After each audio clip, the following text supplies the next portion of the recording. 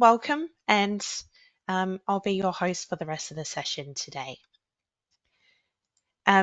If you would like to ask a question, you can do that today in GoToWebinar, which is the platform we are meeting in.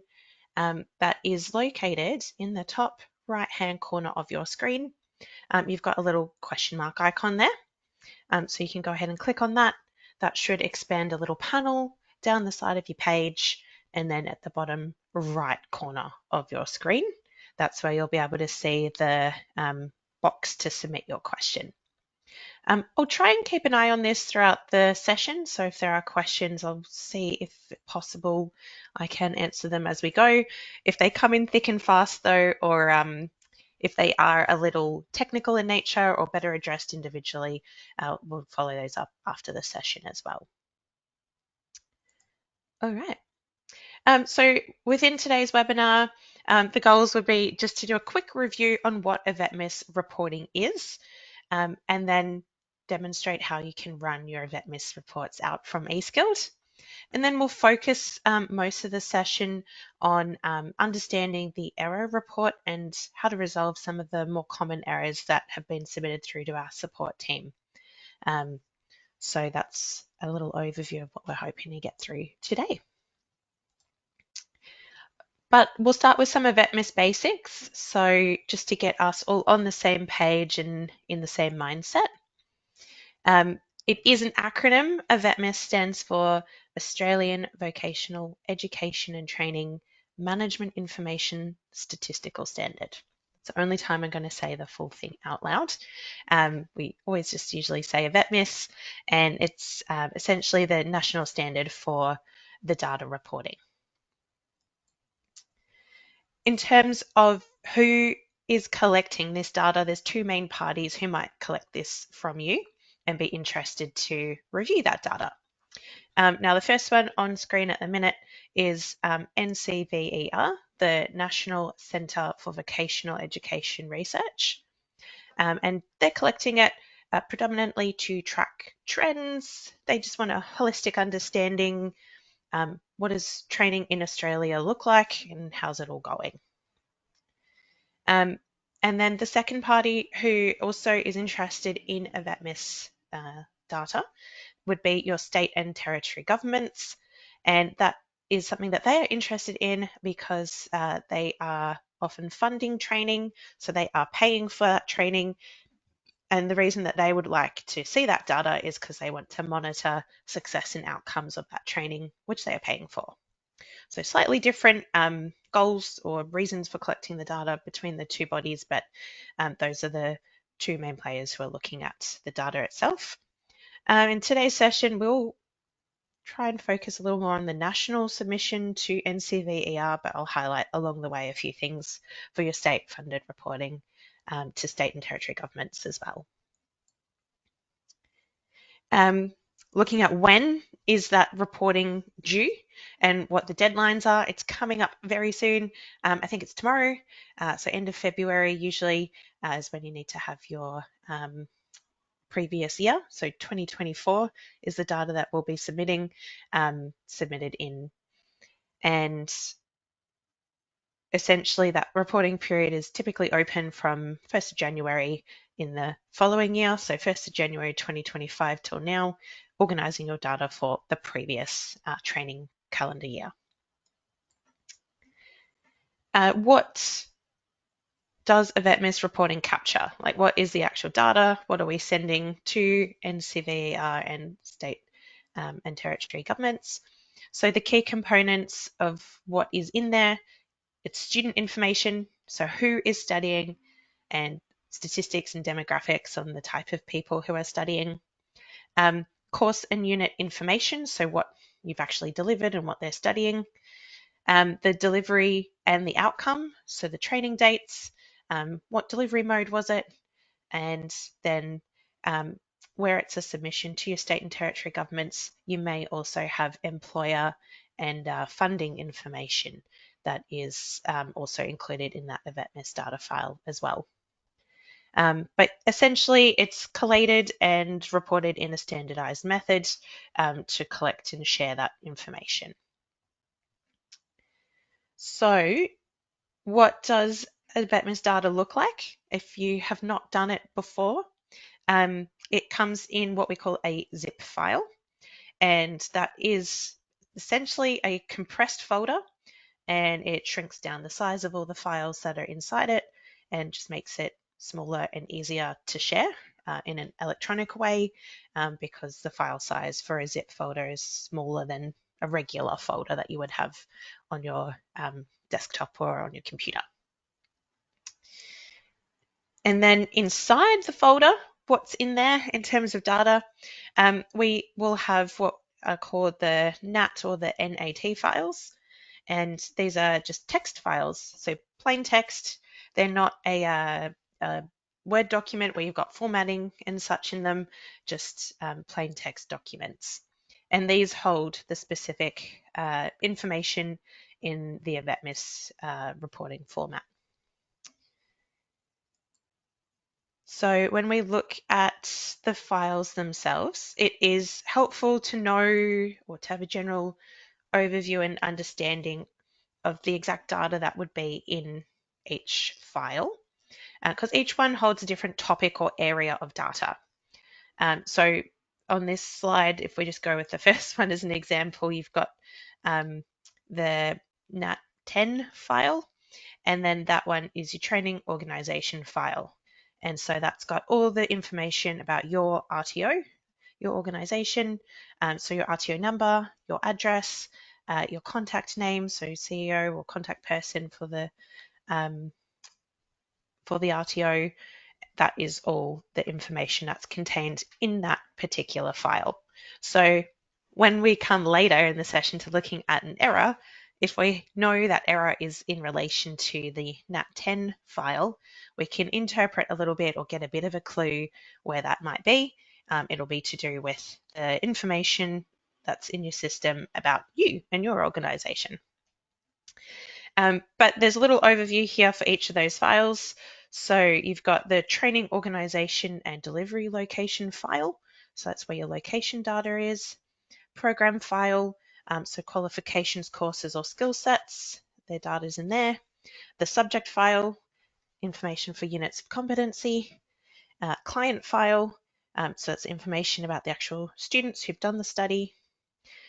Client contact details, taking it further, going with the contact information. Disability file, so if students have indicated they have a disability, what is the nature of that? What is it? Prior education, training activity, which would be the actual training records that they have completed through you, and the program completed file if they have completed qualifications, course, or skill set. Quick little summary. But knowing that gives you a good basis of understanding and interpreting the errors a little more in detail. Now, this is what it looks like inside the files themselves, and can look a bit confronting for those who are newbies. It is designed to be read by a computer and not by a human, so it is very binary with your numbers and set sort of format for how that looks. But that does also mean it's sort of, once you've looked at it and understand what's where, it is sort of standardized, all the same. All right, that covers off the basics. Look, I did try and move a little bit quickly because we have a bit more to get on with today. But the next thing we'll have a little look at would be the steps for how you would submit that AVETMISS data. I'm just casting my eye over to the chat box in case there was chat questions. But no, I haven't seen any through yet, so that's good. Hopefully all clear and easy to follow. So the first step when it comes to submitting your AVETMISS data is to put some data into your system. Hopefully that is well underway and has been completed last year in 2024 as students were coming and attending the training. So you should have their information and enrollment details in there already ready to go. Otherwise, maybe you have a big data input task ahead of you if you haven't already been putting that information into the system. So we'll cast our eyes now to the second item here, which would be now to generate your AVETMISS NAT file of 2024 data from the eSkilled system. So what I might do is swap my screen share over to a different browser tab and walk you through that process. I'd say it's arguably the easiest part of the whole AVETMISS submission part. What you'd want to do is on the left in your main navigation menu, come to your administration menu here. And once you've expanded that one, that's one of those little accordion menus, we'll just click on settings. And once your settings page has loaded up, you've got these blue buttons that sit in the middle of the page. Well, they're blue for me. They may be a different color for you depending on how your account is branded. But you'll see the first one here is the AVETMISS button. So we'll give that a click. And this is now where you can set the parameters for the AVETMISS NAT file that you'd like to export from the system. So firstly, we've got the start date and the end date that you would like to apply. You can see this is already now defaulting to 2025 as the default dates. So we do need to change these. If you just click into the box, I find it easiest just to come here to the year.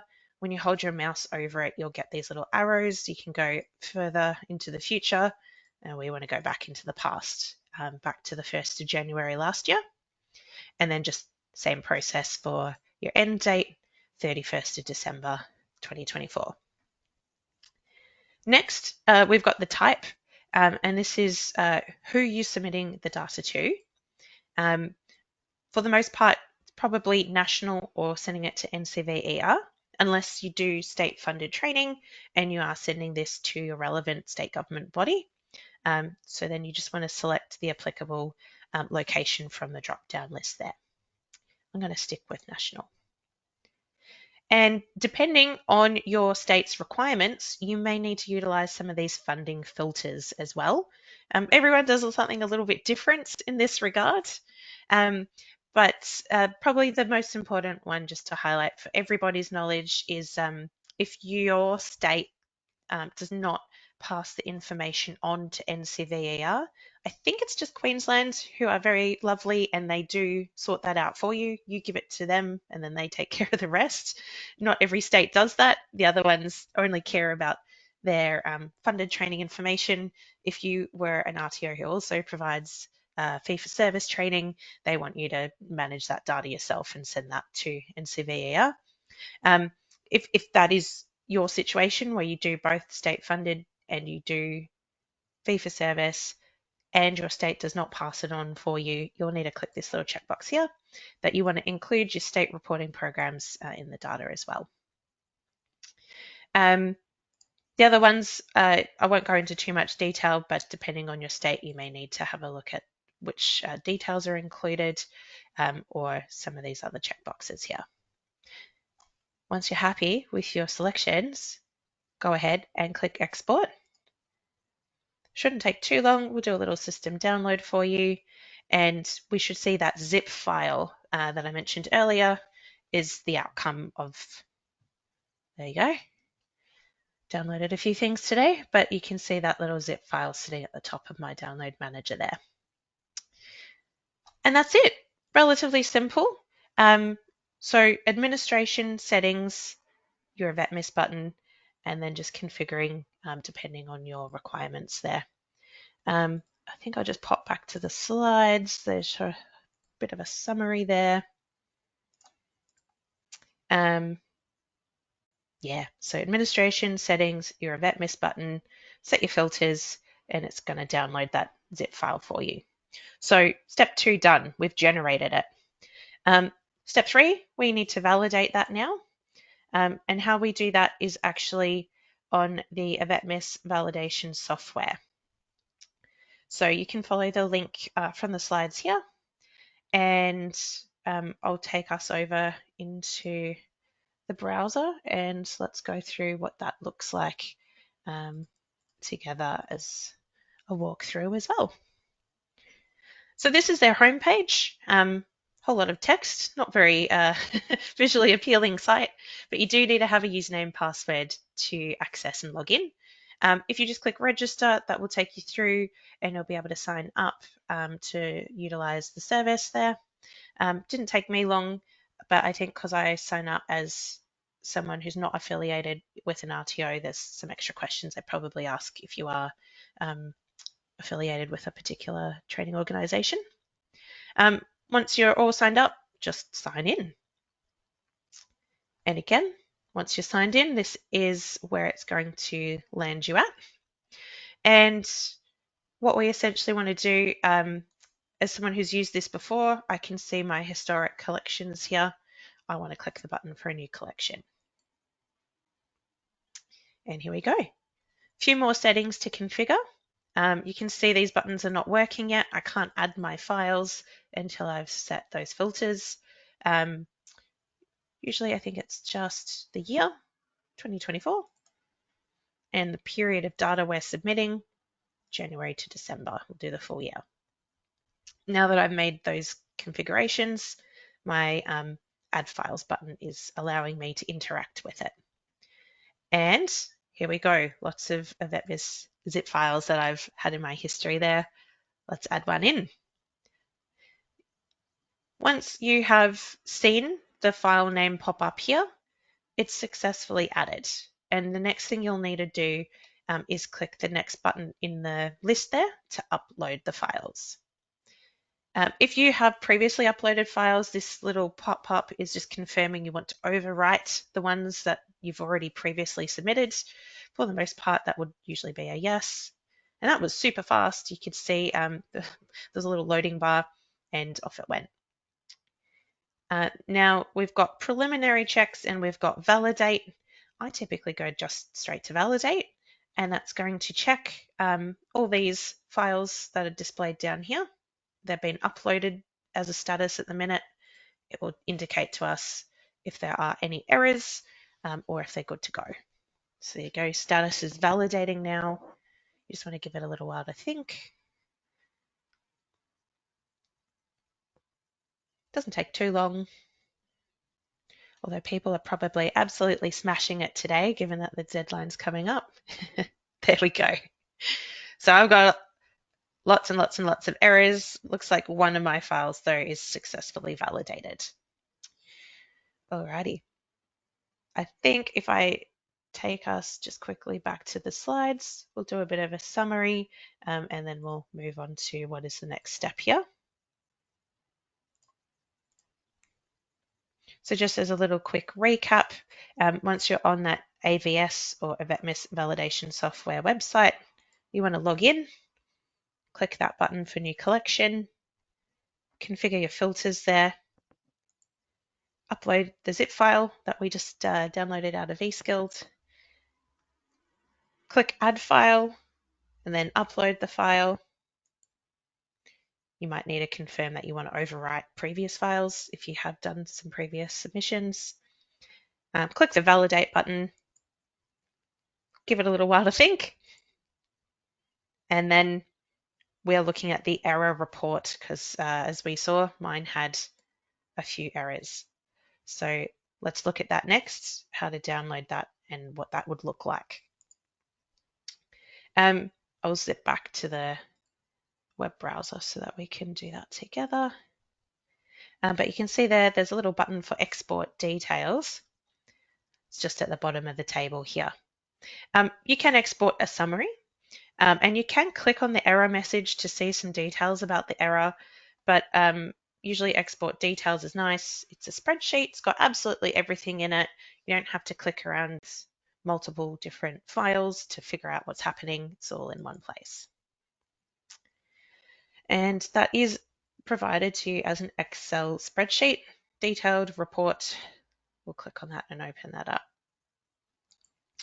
And once you do open that up, here's one that I prepared earlier. It will look a little something like this.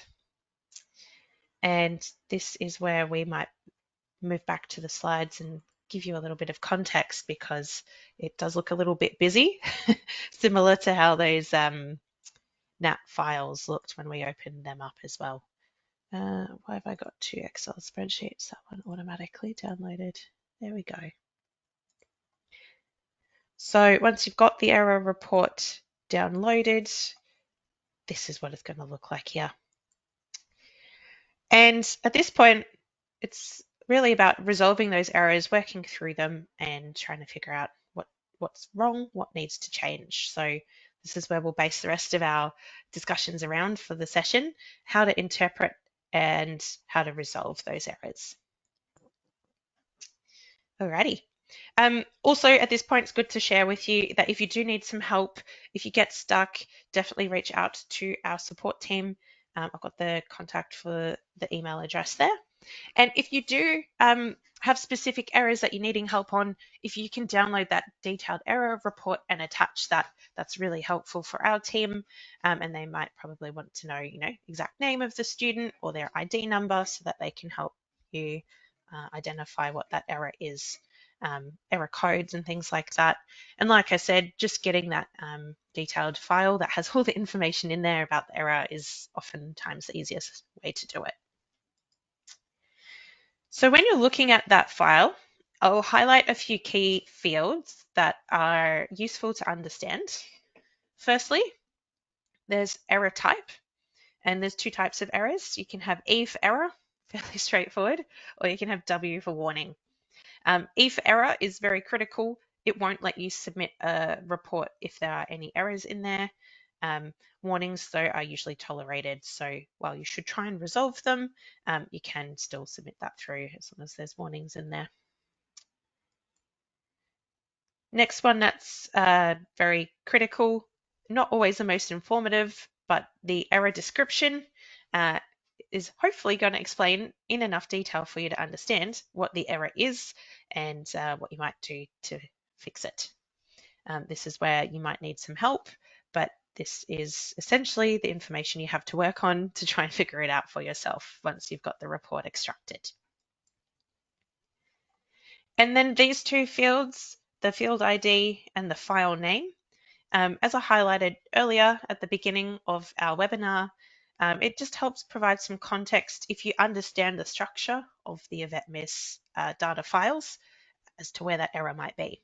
So we talked about, and you can see the very first entry in that table is the NAT10 file, which was the training organization file. We discussed that was information about your RTO number, your CEO or contact person, your address as registered for your training organization. So if you look at that file ID and file name and you're going, oh, that error description doesn't make much sense to me, that might help give it some extra context because you know roughly what area of the data the error is in relation to. And finally, this one here, your client identifier, that's essentially your student ID number. So anytime there's an error and it is a specific client identifier, you can tell that error is related to a specific student. So it might be something wrong with whatever that might be, their name, their address or something to do like that. If there's a client identifier, that's a good hint to go and look at the student record because it will be in relation to a particular student. So hopefully that is all informative and helps give you some understanding on how you might try and interpret those errors yourselves. Let's switch and look at some specific errors, common ones that have been submitted through to our support team, and then how you can actually resolve these in the eSkilled user interface. So I've got a fairly long list. We'll see how we go moving through this, but that will be the focus for the rest of the session. Let me just have a quick temperature check on this because there's a chat and a questions box. Okay, looking fairly quiet. So let's keep on going. First one here, look, they all get an error code. So we've got error 3252. Probably the error description though is a lot more useful to us mere mortals as to what is actually happening here. So the error description here, outcome ID 70 should not be used for this activity end date when submitting to end of year collection. And just on the side here, I've got the file ID and the file name. This is pertaining to the code and the field that is affected by the issue. So diving deeper into this one, what is it actually telling us? So outcome ID 70 is a continuing activity. And what it's sort of saying there is a continuing activity should not be used for this activity end date. That kind of makes sense. You wouldn't really have an activity end date if it's a continuing activity. So something's gone wrong. You either need to have a final outcome like competency achieved, and then you've got the end date when that was achieved, or you need to remove that end date because nothing has been achieved yet. They're still in progress. I think I've actually got ahead of myself because that's what I've got on the solution slide here. But what would you do in terms of looking at that error on your error report? And then where would you go in eSkilled to try and fix that? Let's break that down next. So I'll move over to our handy dandy error file. And I think it was 3252. Yes, I hopefully have put these in order. So if we're looking at this one here, this one is in relation to a student. We have a client identifier. Here is their student ID.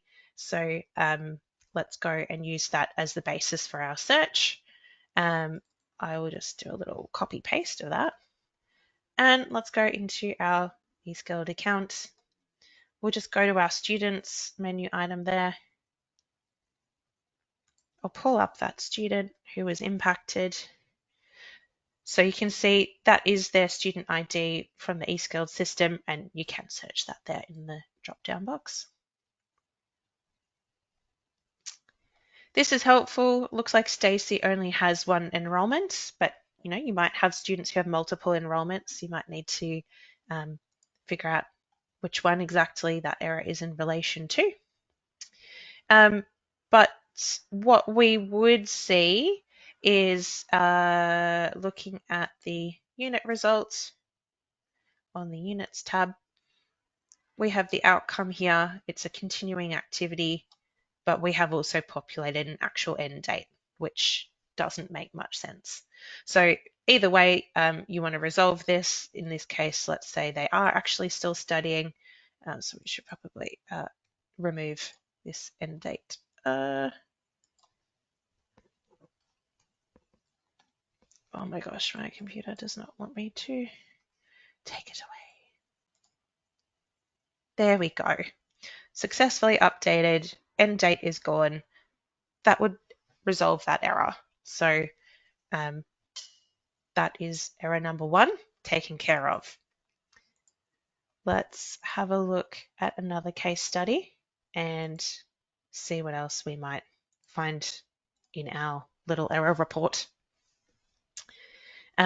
So this time, again, our error number 3742 doesn't mean much to us. Error description, also very brief on this one. Invalid funding source, national. And what you might see in between those brackets is either it's appearing as it is here, which means it's blank. That's kind of the error. They're expecting something to be there. Or if you have an invalid number in there and that does not match the AVETMISS reporting, you might see 666 devil's number sitting in there, and that is essentially what is wrong and what they want you to fix. So looking at the file ID and the file name, it's on that training activity file, and the field itself that has the error is your funding source national. What's actually happening here? I think I sort of went through that in fact. So in this case, the funding source national must be populated, so it can't be blank, and also should be valid. So if you've got a funky number in there, you'll need to go and fix that and put one of the valid numbers.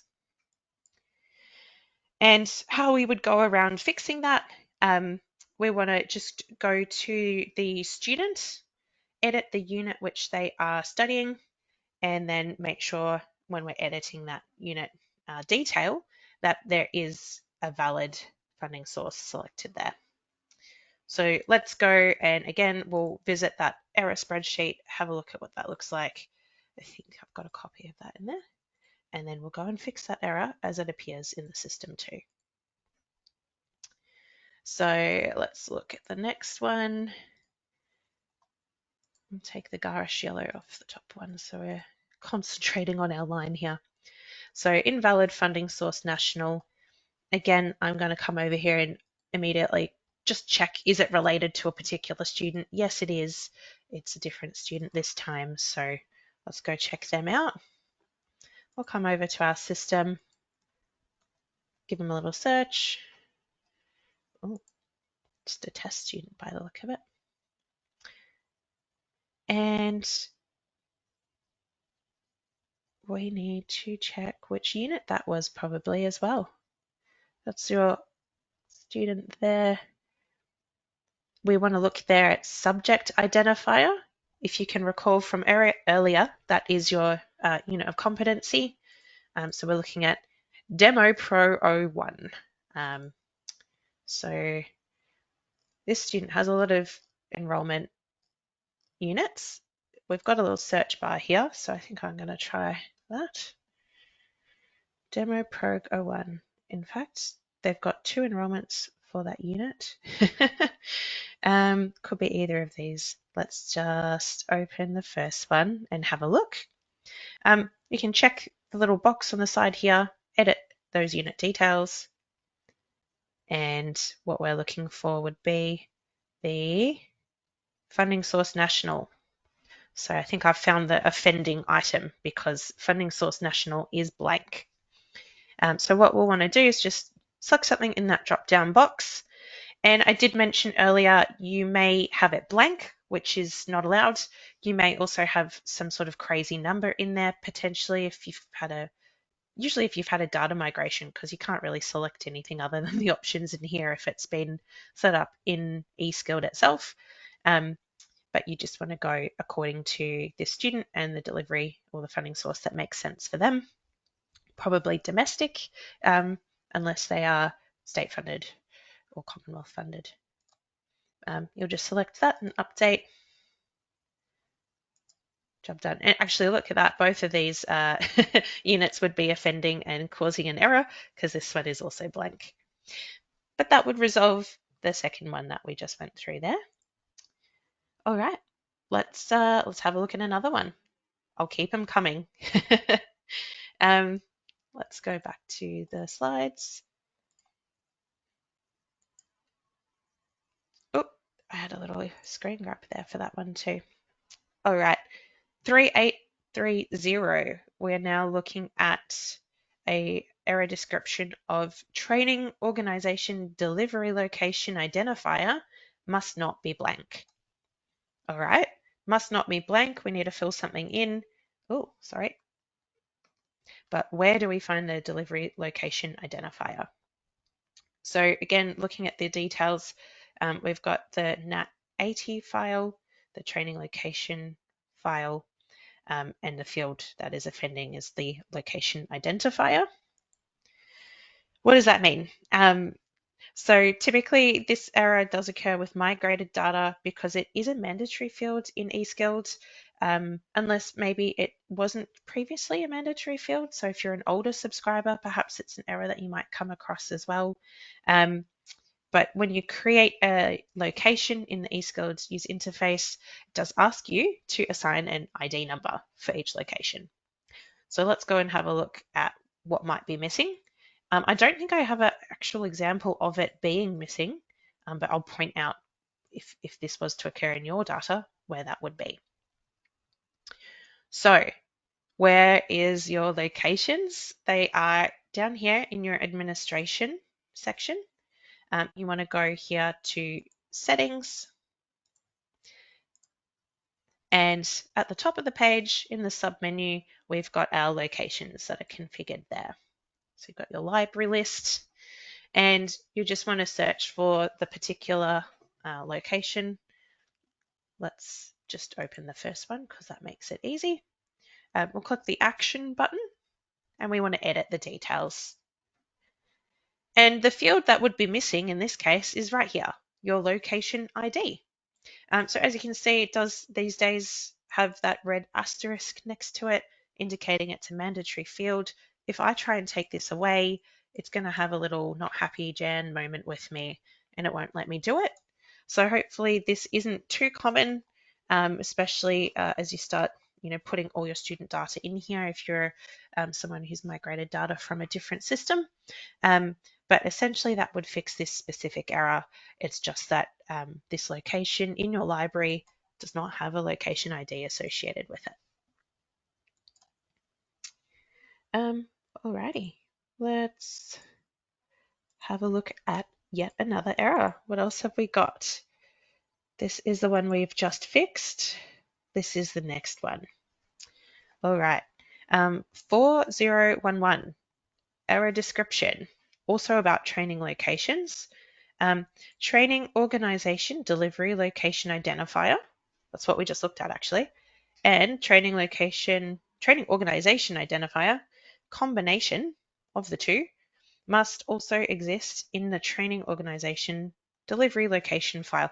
There's a lot of the same word multiple times here, so let's break that down a little more on the explained option. This is quite simple. The delivery location at your unit level is blank. It would be great if the system could tell us it in that much plain English. Lots and lots and lots of words to essentially explain this one little problem.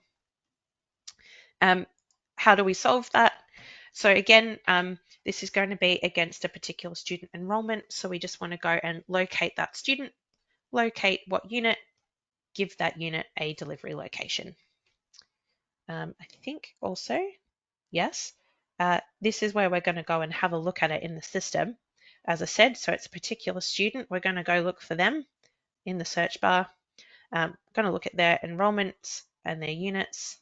There will be a particular offending unit and it's going to have a blank location and we need to fill that in. So let's have a look at that in practice. I think this error does have one in the spreadsheet that I can use as a reference. Yes, it's this long-winded one here. And let's, wow. Sorry, everybody, that was not highlight. Where did the highlight line go? This is the one we're looking at. So again, do we have a client identifier or a student ID number? Yes. While I'm in here, I'm going to be smart and take note of the unit as well. HLT AID 009. So let's go and look in our system for that student ID. Austin. We're going to go to the units tab. That makes it easy. There is only one unit for him. Otherwise, as I pointed out earlier, you've got the little search bar there, so you could go to help find it if there was lots, if it was a qualification with 20 units in it. So what we want to do is just check the box next to the unit, click the edit button at the top of the table, and location, please select. We need to fill that in. So just select where this is delivered.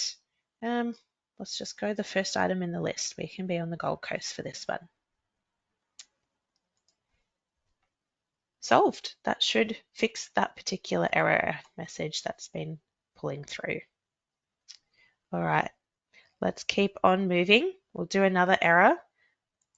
Are people still with me? I haven't seen any questions come through, so keep them coming if you do have anything that you want to ask while we're working through our laundry list of different items. Okay, what is the next one in our list? 3716, and the error message there, invalid delivery mode identifier. This one is in relation to that NAT 120 training activity file, and the delivery mode is the offending field there. In this case, looks like the unit delivery mode is not populated, so we don't know how that unit is getting delivered. When we talk about delivery mode, that's whether it's classroom-based, internal, external, online, workplace-based, combination of all of the above. So how are you as an RTO delivering that training? So that information is currently missing. Again, if we want to fix this, the error is on the individual student file. So we want to go to that offending student, look at the particular unit or units that are impacted, and much like what we just did, we'll go into that same editing box, and we should have a delivery mode option there, which we need to populate that hasn't been populated. So let's jump into the system and see what does that look like. Invalid 3716. Yes, this one here. Where is our student? Because I've copy pasted this, sorry guys, I've got this in the wrong field the way I've done that. But that is a student ID number with the ST at the front in our little testing account. Who is this? Let's see. Excellent. Okay. And it's remembered that I was looking at the units tab for my previous student, so it sent me right back where I already need to be, which is lovely. If you're just starting the search from scratch, though, it usually puts you first onto your first tab, the overview tab. So you'll need to click on here to go to units. Once you're there, check the box, edit the details, and it would be this one here, your delivery mode. Now, in eSkilled, again, you can see it's actually got a red asterisk next to that field. It's a mandatory field. So I suggest that if this is blank, it's potentially migrated data that's come from a different system and it hasn't been filled in, or potentially it's an old piece of data before we enforce this as a mandatory field, and you've managed to leave it as please select.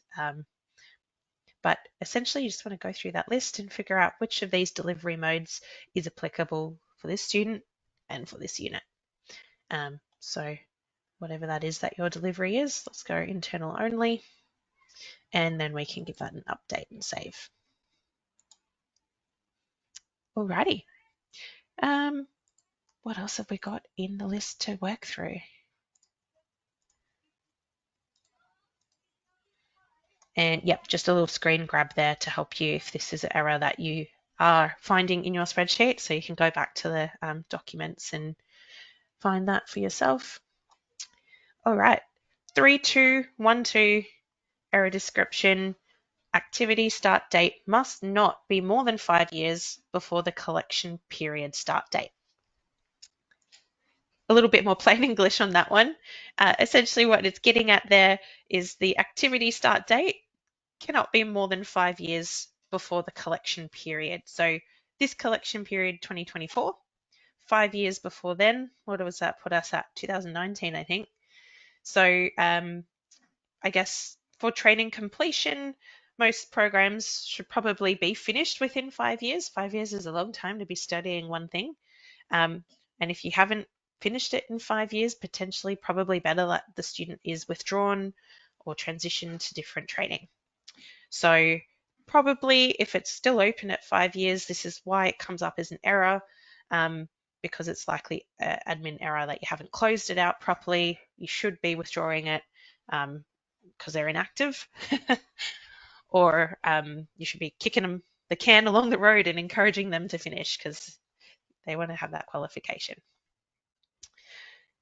In terms of a solution, well, it's one of those two scenarios. So you've either made a data entry mistake and it wasn't 5 years ago that they started the training, so you need to fix that start date or end date, whatever is offending and making it look like they've been studying for a very long time. Or if they literally have been in the system for 5 years and they're still showing up as active, it might be time to reach out to that student so that you can properly withdraw them and fix it administratively.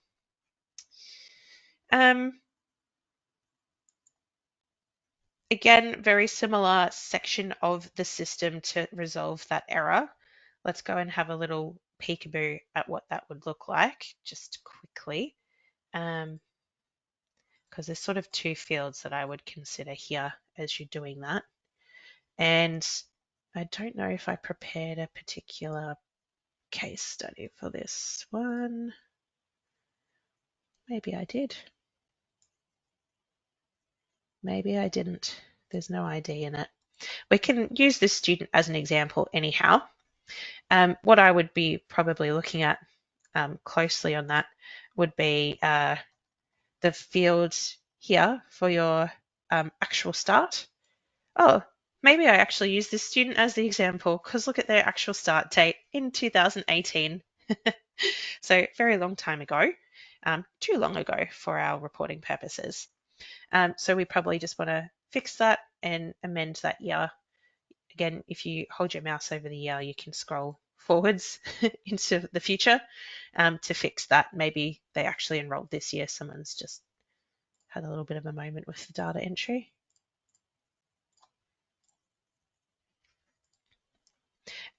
Or alternatively, the other field where you might have a start date recorded is if you expand the activity.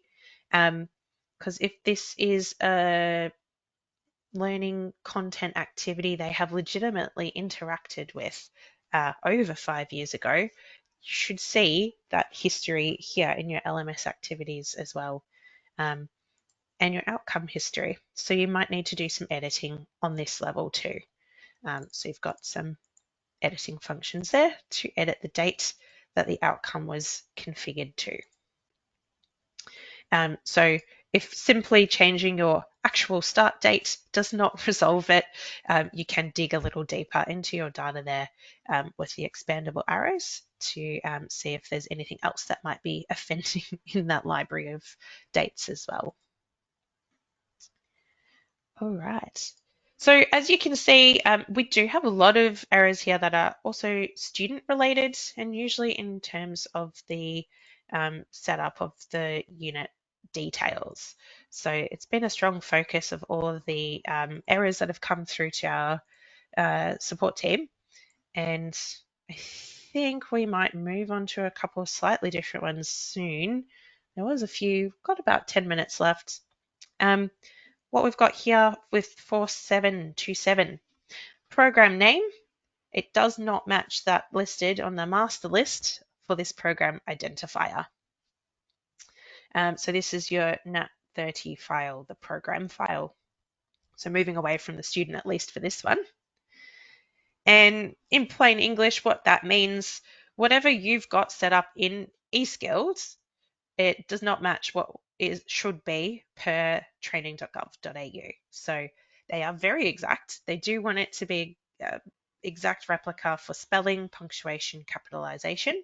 So oftentimes it's good just to jump on training.gov and check out via copy paste what should the actual course title and course code be set as.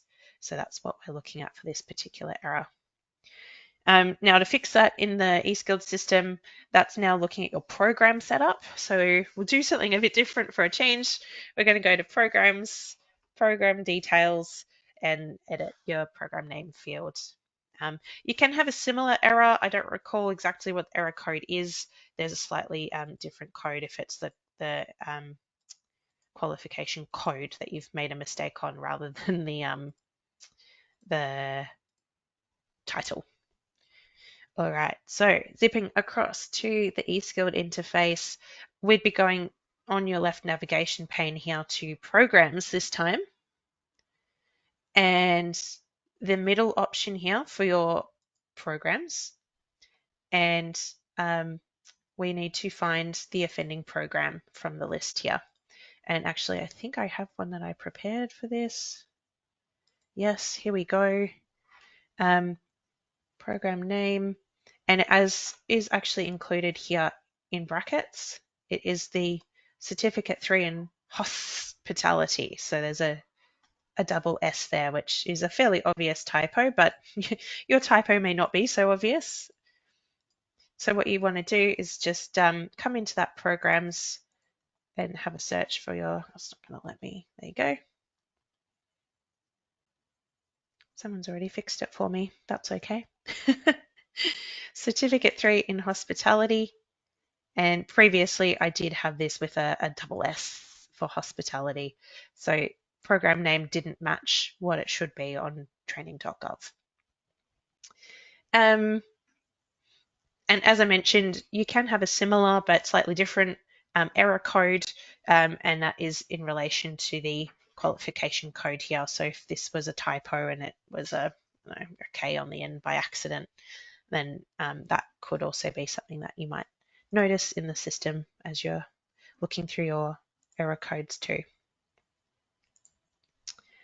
All right, how are we going for time?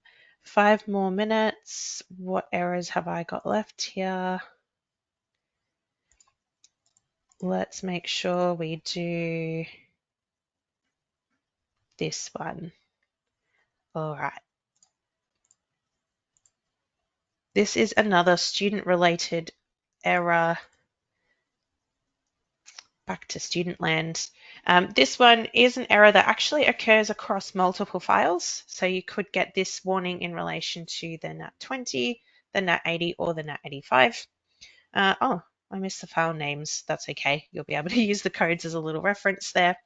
But 4652, the error description, your address, the suburb, locality or town, and postcode in combination do not match the Australia Post postcode reference list. Please refer Australia Post postcode webpage for the correct postcode for this address location. So what it's getting at there, and it's not too bad of an explanation, that one.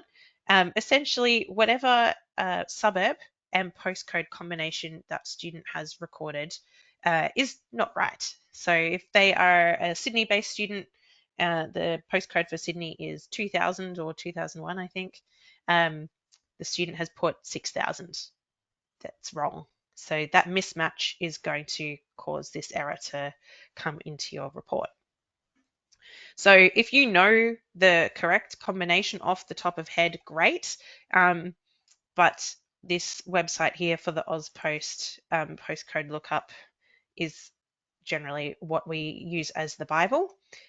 So you just want to either cross-reference the suburb or the postcode just to make sure that you've got the correct combination. Well, why don't we go Sydney as that example, because I think they probably have multiple. Yeah, so we had 2000 or 2001 that you could apply there. But obviously if the student said 6000 and you're going, okay, we're a training organisation based in Sydney, let's look at what 6000 is. That's over in Perth. Oops, I think that means the student has made a mistake. We don't train students from Perth. So then you go, okay, well, maybe I should look at what they wrote in the postcode field then. And if they, and in the, not the postcode field, in the suburb field. And if they put Sydney 6000, then you're going to go, okay, I think you got your postcode wrong, student A. Let's change that to a 2000 to make more sense. And in terms of the eSkilled system and where you would be locating that data to make the change, let's jump across there and have a little look-see. So that's going to be, again, on your student profile. And if we pull up anyone, who do we have before? I think there was an Austin Smith who we had as an example person. So student address is located here on their details tab on the right hand side of the page. And you can see here for this student it's blank, and that would also cause an error because they like you to have an address there. Now in eSkilled you can see these fields are all grey. I can't click on them or interact with them. We've got this Google search bar, so if you want to search for your location there, it's going to use Google Maps to try and pre-fill that, and it's going to pre-fill that with the right information. Let's just go with that one because it is a New South Wales address. Now that I've selected it, it's pre-filled all my fields there. If that is a different postal address for that student, you can go ahead and put in their post details if they've got a PO box or a different address. Otherwise, you've got the checkbox there to indicate that it's the same as their home address. And that just disappears all the fields and fills them in with the information for the home address. All right. I think that's bringing us just about to time there. So I'm just having a quick look in the question box. haven't seen anything coming through there too significantly. Thank you for the feedback there, Charlotte. So what I will do next is, I think after the session, I think it goes the next business day. It should send out the recording and the slides. But if you would like that to be sent through, just reach out to us and we'll be able to send that through beforehand. And for those of you who were still working on your submissions, if you do need help or you do have specific questions, definitely don't hesitate to reach out to us and let us know what help you might need. I'm desperately trying to get my thank you slide up and it went straight back to the beginning slide, which is not very useful. So maybe I'll just share it as it is looking, even though it hasn't expanded it. But thank you for your time and attention today. I will just put in the link box here in the chat, which is the one next to the question mark. I don't know if it's public, but you can see it on the screen there. We've got a little survey link. I think there is also a survey attached to the automated recording session as well. Appreciate your feedback on what we presented today. If there's anything you think that would be more informative or better in future, love to know so that we can improve that for next year. But again, if you did need any direct help, definitely reach out to our support team. So support@eskilled.com.au.